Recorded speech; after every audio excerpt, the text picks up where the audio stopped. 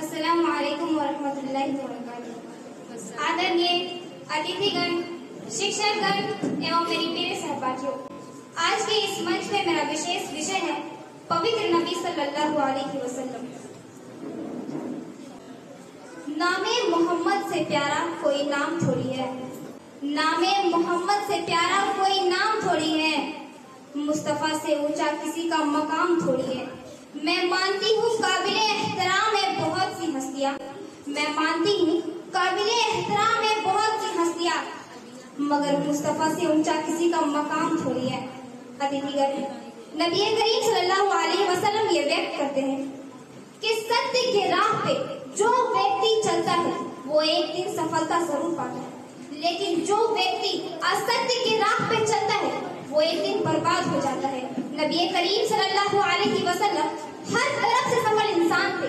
उसने अपनी जिंदगी में कभी झूठ नहीं कहा। हालांकि जिस समाज में उसने अपनी आंख खोली थी उसकी प्रारंभिक झूठी, गलत बयानी और धोखाधड़ी से हुई। नबी करीम सल्लल्लाहु अलैहि वसल्लम ऐसे समाज में आंख खोलने के बावजूद भी अपने आप को इस गंदगी और इस हिंसा से पवित्र रखा। आपने बचपन और लड़कपन में आपकी प्रशंसा इतना विस्तृत रूप से फैला था कि हर एक व्यक्ति को इस चीज की जानकारी थी, कोई इस चीज से अस्वीकार न कर रहा था।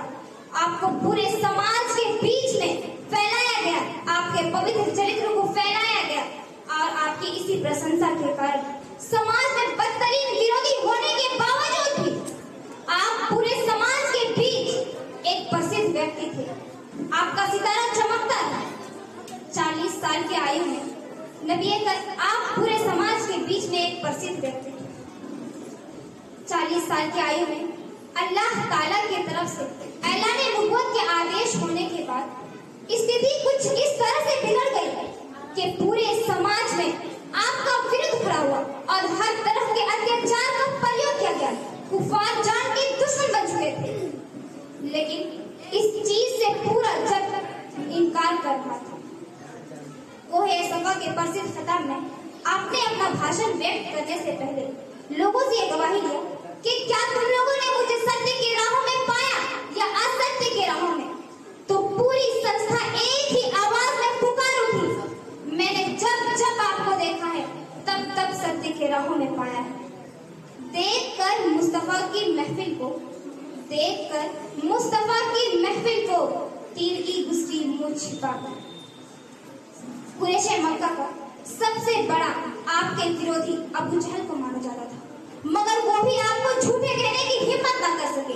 एक दिन अरब के दूसरे प्रसिद्ध अखनस बिन शरीफ ने अबू जहल से यह सवाल किया कि ए अबू जहल, तू तो मोहम्मद सल्लल्लाहु अलैहि वसल्लम को झूठलाते हो, क्या वाकई वो झूठ कहते हैं? तो अबू जहल ने यह बोला कि बाखुदा, मैं ये नहीं समझता कि मोहम्मद सल्लल्लाहु अलैहि वसल्लम झूठ कहते हैं, लेकिन तुम्हें तो इस चीज की जानकारी होनी चाहिए कि वो हासिम गोत्र से है। मैंने उनके सिद्धांत हरीफ में हमेशा से पढ़ते आया है। उनके मद्दे मुकाबिल में, उनके मेहमान नवाजी में, उनके हर एक एक क्रांति में, उनके एक एक मैदान प्रतियोगिता में हमने उनका साथ दिया। तभी तो अल्लाह रब्बुल इज्जत ने उसको इतना बड़ा पद दिया कि दुश्मन भी उसके सामने आंख झोंकने पर मजबूर हो जाते थे। तभी तो किसी कवि ने कहीं खूब लिखा है, मैं उस आस्ताने हरम का गद्दा हूँ, मैं उस आस्ताने हरम का गद्दा हूँ जहाँ सर को झुकाते हैं शाहने आलम।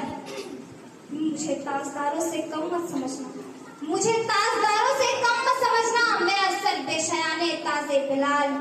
मैं तौसीफी सना कर रहा हूँ, मैं तौसीफी सना तो कर रहा हूँ, मगर अपनी औकात से बाखबर हूँ।